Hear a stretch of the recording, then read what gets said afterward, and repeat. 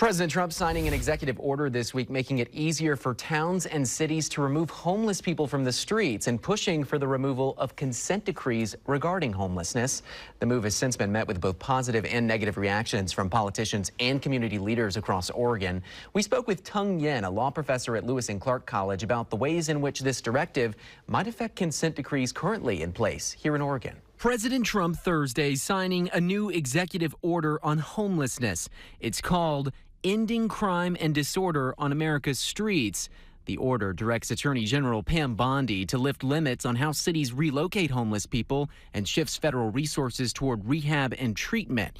It also speeds up funding for states that crack down on drug use, urban camping, and loitering, while also working to improve the systematic tracking of sex offenders.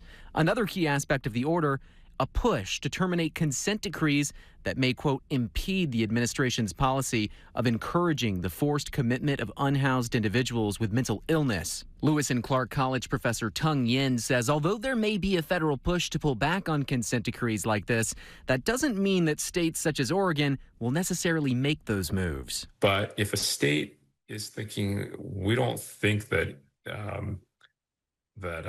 we think that's too easy of a standard for involuntary commitment, that will violate people's rights.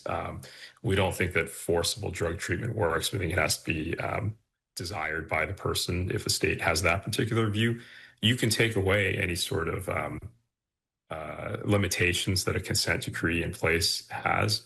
But that doesn't mean that government will then all of a sudden do what the Trump administration wants. And Yen adds that although there may not be legal mechanisms that the federal government can use to pressure unyielding states into terminating these decrees, they may pursue alternative avenues. Then you may get a situation where the federal government will want to try to force states to be more aggressive in dealing with homeless problems. The problems of homeless people. If the state doesn't want to do it, then, maybe the federal government will threaten the state by saying, well, if you don't do this, we're going to take away this amount of money.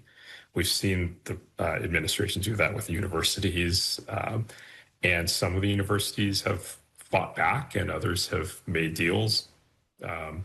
So, we may see that approach. And the same day that President Trump signed that homelessness executive order, Oregon Governor Tina Kotek signed a bill into law that would establish Oregon's first statewide shelter program. According to Kotek, $204 million has already been allocated for that new program, which will aim to transition people experiencing homelessness into stable housing.